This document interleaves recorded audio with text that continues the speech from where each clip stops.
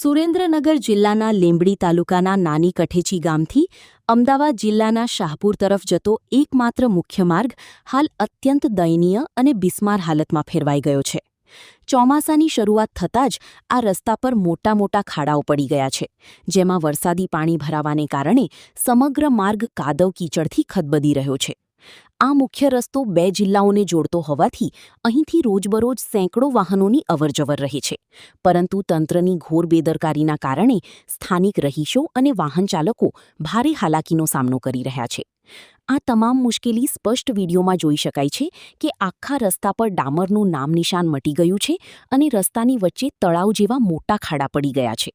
વાહનો સ્લીપ થવા અને અકસ્માત થવાનો ભય સતત તોળાઈ રહ્યો છે. નાની કઠેચી ગામના લોકોને શાહપુર કે અમદાવાદ તરફ જવા માટે આ એકમાત્ર મોટો રસ્તો છે. રસ્તો બંધ કે બિસ્માર થવાથી ગામ જાણી અન્ય વિસ્તારોથી સંપર્ક વિહોણું બની જાય તેવી સ્થિતિ સર્જાઈ છે. ઇમરજન્સી સેવાઓમાં અવરોધ. રસ્તાની ખરાબ હાલતના કારણે કોઈ કટોકટીના સમયે 108 એમ્બ્યુલન્સ કે અન્ય વાહનો સમયસર આવી શકતા નથી, જેના લીધે દર્દીઓના જીવનું જોખમ વધી જાય છે. નમસ્કાર મિત્રો, હું વિજયભાઈ મેર, સુરેન્દ્રનગર જિલ્લા અખિલ ભારતીય યુવા કોળી સમાજ ઉપપ્રમુખ.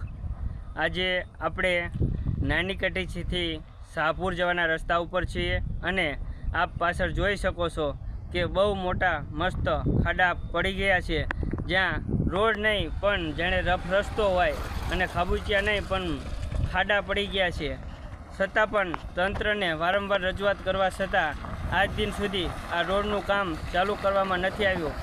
એક બાજુ દસાડા વિધાનસભાના ધારાસભ્ય પી.કે. પરમાર અને બીજી બાજુના છેડે વિરમગામ વિધાનસભાના ધારાસભ્ય હાર્દિક પટેલ, બંને ધારાસભ્યો ભારતીય જનતા પાર્ટીમાં હોય છતાં પણ આ બંને વિધાનસભાને જોડતો અને 8 ગામને આ એકમાત્ર અમદાવાદ જવાનો રસ્તો હોવા છતાં પણ 8 ગામના લોકોને હાલાકી ભોગવવી પડે છે. વારંવાર સોશિયલ મીડિયાના માધ્યમથી રજૂઆત કરવા છતાં પણ આજ દિન સુધી ના તો રિપેરિંગ કામ ના તો રસ્તા રિપેરિંગ કરી અને સારો કરવામાં આવ્યો છે.